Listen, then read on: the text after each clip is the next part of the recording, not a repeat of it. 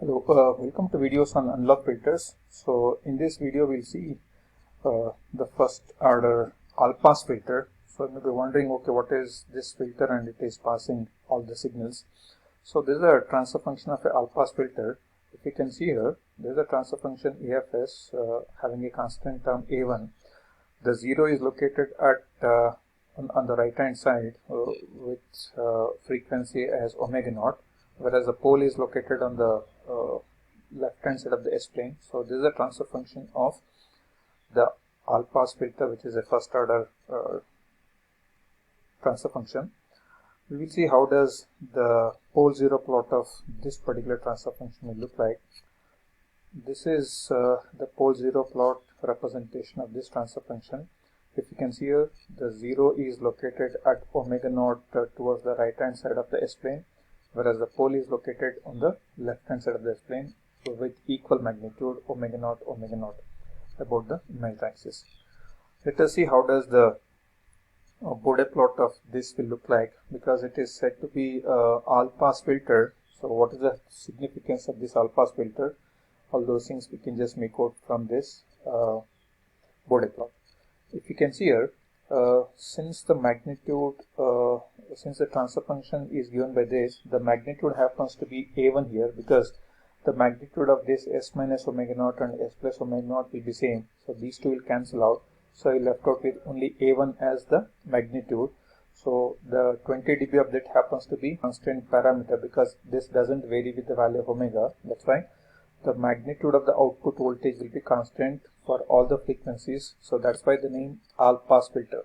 So this type of filter having a pole and a 0 on either side of the imagined axis with equal distance will not attenuate the signal at any frequency starting from 0 to very high frequency. So the magnitude is always constant.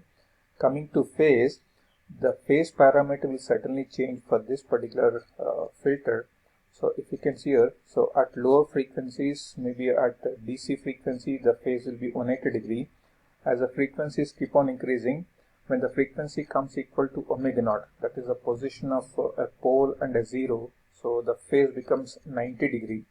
So this is actually plus 90 degree here. So if the frequency is further increased, the phase becomes equal to 0 degree. You can see this is the phase, how it is changing. So let us see how does this phase equation can be obtained for this all pass filter. So we'll have a look at it.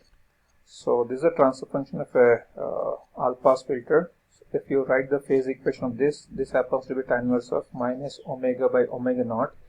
This is a representation of the phase contributed by this 0 on the right hand side of the S plane, and minus tan inverse of omega by omega naught. This happens to be the phase contributed by the pole on the left hand side of the S plane. So this is the phase contributed by 0 on the right hand side of the S plane. This term represents the phase contributed by the pole on the left hand side of the S plane. So we can rewrite this expression as 180 minus of tan inverse of omega by omega naught, and of course you have this term retained here. So finally the phase expression becomes 180 minus 2 times tan inverse of omega by omega naught. Suppose if you substitute the value of omega starting from 0 to infinity, so you can see when the omega value is equal to 0, so this is not contributing anything, so that phase will be 180 degree. So when the phase, when the frequency is equal to omega, so we will end up with this as 90 degree. So 180 minus 90 happens to be 90 degree here. So again, when the value of omega, that is frequency, closes towards infinity, we will have a phase difference of 0 degree. So that's what we can see here. This is 180 degree, then goes to 90 degree phase shift at omega equal to omega naught. As the value of omega increases further towards infinity, this becomes 0 degree. So we will visualize all these parameters by doing a simulation using 20sim as well as using the LT-SPICE. So this is again all pass filter. Let us do the simulation using 20sim. So let us locate the poles and zeros at this is 1000 radian per second on the right hand side of the S plane. This is the location of 0. The location of pole is on the left hand side of the S plane, which is at a frequency omega naught, which is equal to 1000 radian per second. So let us go to 20 sim simulator and then try to realize this all pass filter and try to see the magnitude remaining constant as whatever the magnitude we are fixing, and the only phase will be keep changing. So let us go to 20 sim simulator. So this is 20 sim simulator.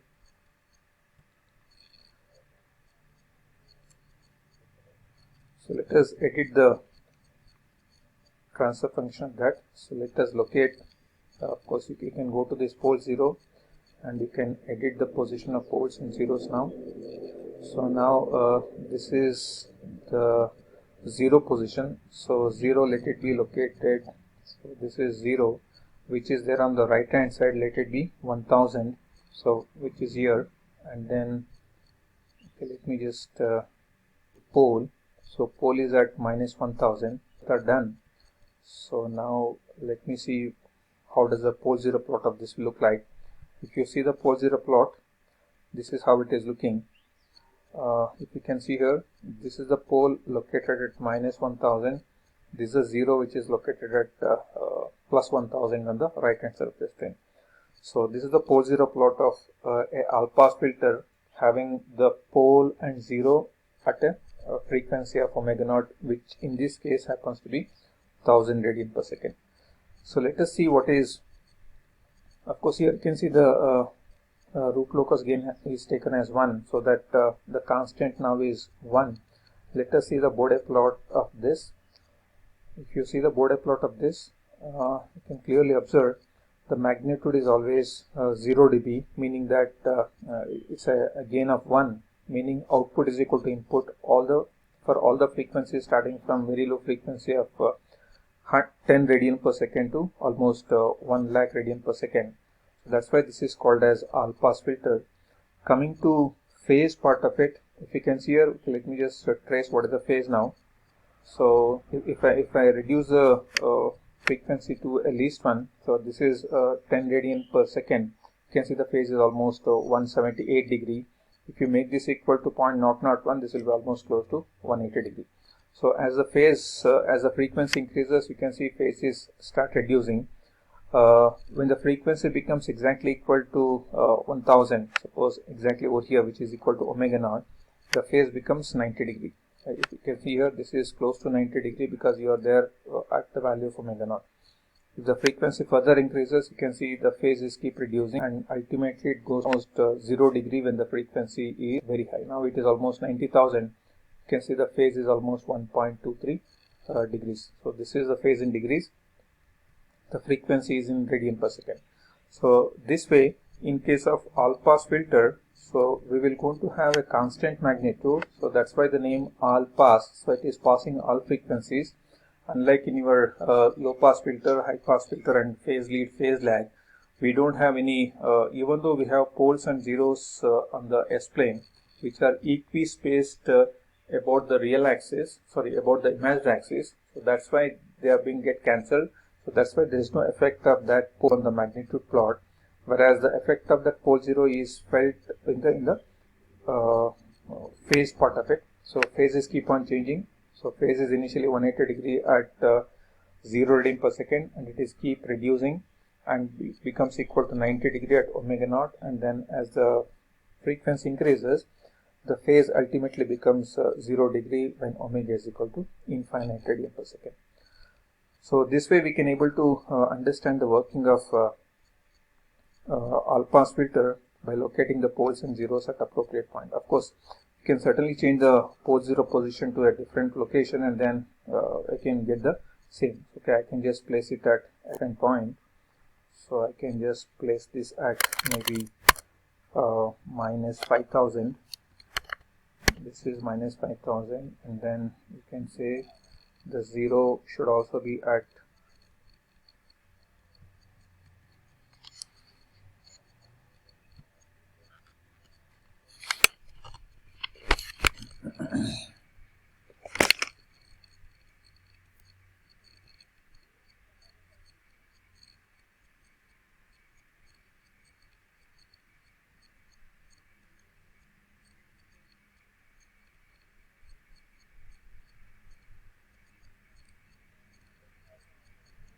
let us look at the pole at minus 5000. So simultaneously locate the 0 is also on the right hand side of the imagined axis on the S-plane at 5000.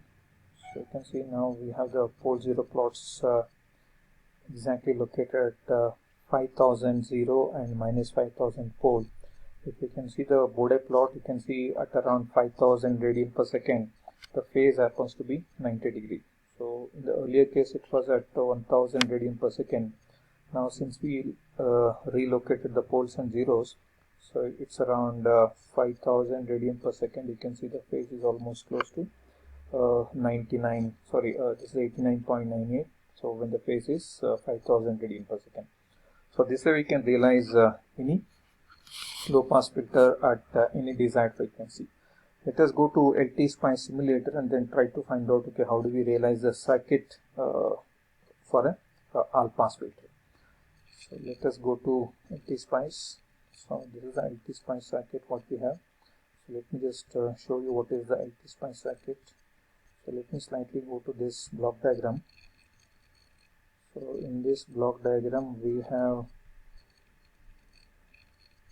this as a circuit diagram, passive implementation of this RC network. You can see there are two resistors R1 and R1 having same resistance. This will give a flat gain of 0.5. So they have to be always same, R1 R1. This R into C will actually decide what the value of omega naught. Suppose if you select R is equal to 1K and C is equal to 0.1 microfarad, this results in a frequency of 1.59 kilohertz. So at 1.59 kilohertz, we're going to have a phase of 90 degree. So we'll just go to LT-Spice and try to get the demodulation, simulation of this.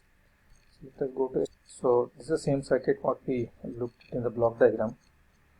So this is, you can see we have selected this as 1K, this is also 1K. So R3 and C1 will decide what is the omega naught. So since it is 1K and 0.1, we are supposed to get omega naught as the frequency happens to be 1.59 kilohertz. It's not omega, it is the frequency in hertz now. So it is 1.59 kilohertz, which is equal to 1 over 2 pi R into C. So let me run this. Let us see the frequency response of the same. So of course we are seeing now the frequency response of this. So let us see the output voltage which is measured between these two OP1 and OP2 point. This is where the output is observed. If you can see here, the magnitude happens to be minus 6 dB, which corresponds to half here. So because 20 log of 0.5 happens to be minus 6 dB, you can see the magnitude is constant throughout the entire frequency, starting from 10 Hz to 100 Hz. If you can see the phase you can see it is starting from an angle of so this is starting from an angle of 180 degree and it goes up to 0 degree. So when the phase is equal to, when the frequency is equal to very small, the phase is 180 degree. As the frequency increases, you can see the phases keep reducing. So when the frequency is equal to 1.59 kilohertz, so let me just change this.